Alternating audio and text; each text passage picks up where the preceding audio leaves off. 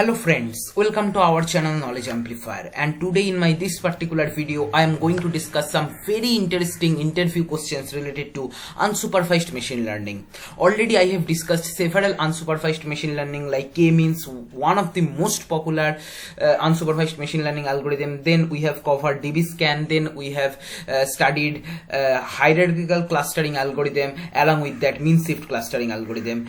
These are the basically major clustering algorithms based on which interview questions are asked related to machine learning or data science post. Okay, there are some more algorithms present, obviously, like age, DBScan and all, which I will be covering slowly by slowly in my upcoming videos. Okay, but before going ahead, let's have a quick quiz on this. Okay, so that all the concepts whatever we have studied, we'll have a recap of that same. Okay, so here comes our first question. When using DBScan, how does the algorithm determine that a cluster is complete and it is the time to move to a different point of the dataset and potentially start forming a new cluster? Option A, when the algorithm requires you to change the input. Option B, when the algorithm forms a new cluster using the outlier. Option C, when no point left unvisited by the chain reaction. And option D, when the solution converges to a single cluster. Okay, so pause my video, try to think about the correct answer. Here I am explaining. Okay, so see, when you are getting this kind of questions where options are there, one of the simplest approach is option elimination. See, this one, when the solution converges to single cluster formation is only happens for hierarchical clustering at the end of the day, not for DBScan. So no doubt this option is going to be wrong. Then first one, if you check, when the algorithm requires you to change the input, whether you involve in the algorithm process? No. You give the parameters, okay, that is properly tuned hyperparameter, we can say. One is the radius to be considered, and inside that particular circular area how many data points should come to consider a particular point as core point, right? These two if you give, that's it, it will do the rest process by itself, complete clustering. So you are not changing, so this option is also wrong. Okay, then next one, when the algorithm forms a new cluster using the outliers. See, the question is asked, when DBScan understand that one particular cluster formation is complete so that it can go to new cluster formation. Okay, always if single outlier is present, it will be considered as a single cluster data point, isolated cluster, but it is not related to completion of a cluster formation. So also this is not at all justifiable that this option is going to be correct. So second is also wrong. Left one, so obviously no doubt the correct answer is C. Okay, when no points left unvisited by chain reaction. If you recall, I have told you clearly that first step in DBScan is classification. Okay, each point it classifies whether there is outlier, that is noisy point, or core point or border point.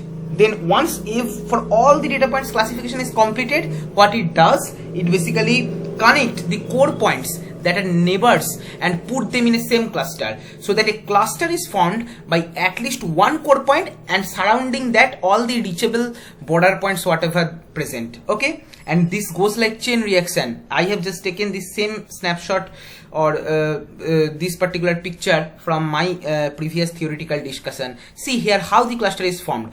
Once you have classified all the points, either core point, border point or noisy point, like here yellow are border points, red ones are basically core points, and these gray color ones are our outliers. Now how it starts the cluster formation? So suppose it starts from one particular core point.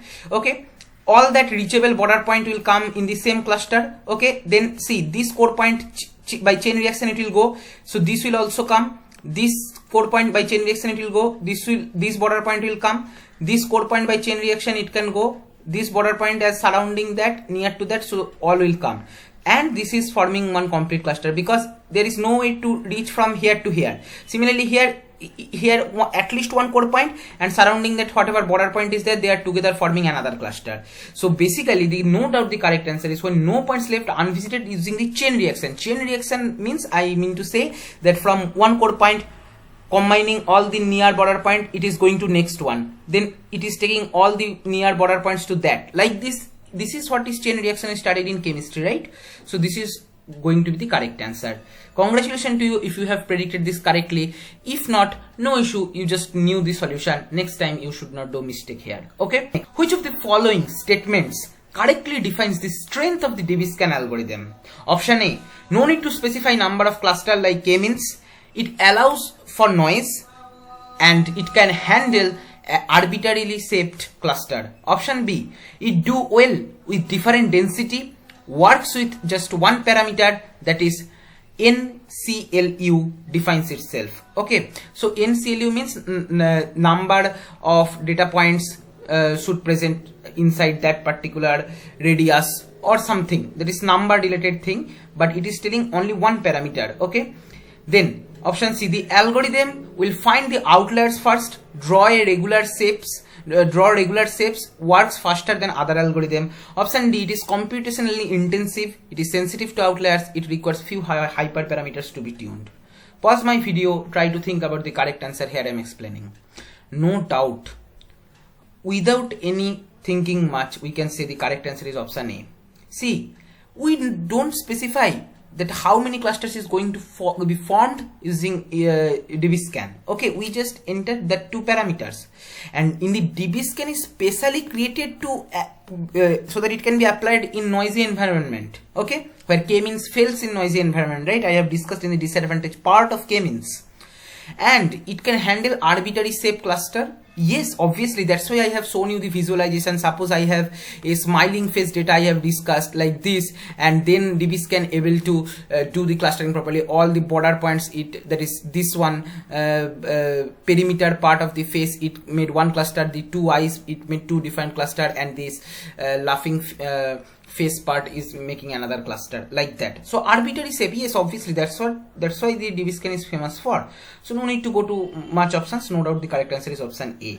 Okay, coming to the next question. Which of the following statements correctly defines the weaknesses of DB-scan? Previously we studied advantages, now weaknesses. Okay, the clusters it find might not be trustworthy, it needs noisy data to work, and it can't handle subgroups. Option B, it need two parameters as input, finding appropriate values of them is difficult, like epsilon and number of data points should present inside that particular circular area, and it does not do well with clusters of different density. Option C, the algorithm will find the outliers first, and it draws regular shapes, and it works faster than other algorithms. Option D, it is computationally intensive, it is sensitive to outliers, it requires too many hyperparameters to be tuned. Pause my video, try to think about the correct answer. Here I am explaining. So see, always remember this. Whenever different density cluster comes into picture, our DB-scan, this hero, cannot work properly. Okay, and this is just a feeling, just a intuition you can understand, because the complete story of DB-scan is along density. Now suppose I am giving you such data which is having different density in clusters, then finding the proper value of these two parameters will be very difficult. Like I can just put you the scenario. Okay, so this is the correct answer. I am telling you the reason, no need to worry. See, suppose I am giving you this kind of data. You can clearly understand that this is going to form one cluster and this is going to form another cluster. But if you just try to think with respect to DB-scan, setting the proper value of epsilon, that is the radius, and the number of data points which must be present inside that circular area, okay, which is having radius epsilon, so that that particular point can be considered as core point or border point, finding that proper value will be very difficult here, because here small, for this particular cluster formation you can consider small radius, but for this one you need to consider big radius. And you can understand, if you consider big radius, that time there is a possibility that it will form an overall and one single cluster. So that kind of issue you might need to face. So always whenever weaknesses of DBSCAN comes into picture and there are some option with density, no doubt different density is going to be the correct answer. And obviously we have seen for normal data also the epsilon and number of data points which need to be considered inside that particular circular area. These two parameters finding is not that much easy. Like in K-means at least we have some method, elbow method or something. But here it is completely based on trial and error method and based on business use case, right? Then coming to the next question, using a single linkage method with hierarchical agglomerative clustering helps you to ensure a clear separation between clusters. Option A true, option B false. Okay, using a single linkage method in hierarchical clustering, with hierarchical clustering, it will ensure a clear separation between clusters. Okay, true or false? So no doubt the correct answer is true. Why?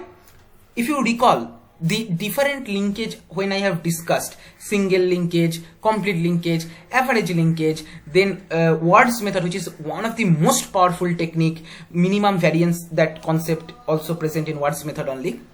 So all in that particular video, if you have seen, then you can easily understand the reason that for this question the correct answer is true. Why? See, what is single linkage? Suppose there are two clusters present. Ultimately, we need to merge different clusters and form one single cluster at the end of the day using hierarchical clustering, right? Single linkage means it calculates all possible distances between each data points present in the two different cluster, and it considers that distance which is basically minimum. Okay, for complete linkage it considers the maximum paired distance. For average linkage it considers the average paired distance. Okay, as simple as that. Now single linkage always ensures that if the cluster are forming, then there will be no overlapping. Okay, see, intuitively itself you can understand. Single linkage, complete linkage, average linkage. Complete linkage consider the maximum distance. Now inside that maximum paired distance, that means inside that there are many minimum paired distance also available. These are smaller. So there is a possibility if they overlap also, then also the cluster might form. Okay, that is what I mean to say. In single linkage, like here, this is the minimum distance we are considering. But in complete linkage, as we are considering maximum distance, so inside that there are many data point pairs which are present, which are much closer, and as a result there is a possibility that there might be overlapping also. So in complete linkage you cannot ensure that completely beautifully separated cluster will be forming and it will not make any overlapping. Same goes for average linkage. At least some data points will be there which are much closer, right? So there is a possibility, not in this case, but there is a possibility that in some other data points they might overlap. But average linkage will consider the starting from average points, right? Only single linkage ensure this thing. Okay, that is overlapping related thing whenever comes into picture. Always remember minimum distance. If you are considering minimum distance, then how it is possible for overlapping, right? So there is single linkage answer. Okay, whenever overlapping related comes, clear separation like this, then the single linkage is the correct answer. Does complete linkage refers maximum pairwise distance between clusters? True or false? Yes, true. Just now I told you, right, that complete linkage consider maximum distance. Now from the name you might find this difficult to remember the technique. You might get confusing between single linkage and complete linkage. Let me tell you the explanation. One simple trick to remember. Single linkage means single, there is no data point actually in between them. Okay, this picture you just remember, there is no data point in between them, there is no overlapping possible, okay, or clear separation. Okay, and in complete linkage, as they are considering maximum distance, so see all the data points, okay, apart from the maximum distance, all the data points will basically come inside the distance. If you consider, see, if you consider this particular as one single cluster, I am considering the maximum distance, that rest all the data points are coming inside that cluster. So all the data points it is covering, so complete. Okay, so maximum means complete and single means nothing is coming, only one single data point minimum pairwise distance we are considering, so this is single. Like this you can remember, just one simple technique to remember, nothing more. Okay, which of the following measure methods computes the inertia and pick the pair that is going to ultimately minimize the inertia value? Single linkage, average linkage, complete linkage, Ward's linkage. Pause my video, try to think. Here I am explaining. So see, inertia concept. Suppose you don't know what is inertia, then also you can tell the answer. Inertia related concept is neither appearing in single linkage, nor average linkage, nor complete linkage. Okay, right? They are basically simply calculating pairwise distance and choosing either minimum or maximum or average distance. But inertia concept, as it is not coming in A, B or D, obviously correct answer is option C. As simple as that. And what is inertia? Inertia is nothing but it is trying to tell the variance kind of thing, the sum of square distance between each point and to its cluster center CK, like this expression. Okay, kind of expression of variance, right? Now minimum variance is followed in Watt's method, so that's why the correct answer is this one. Okay.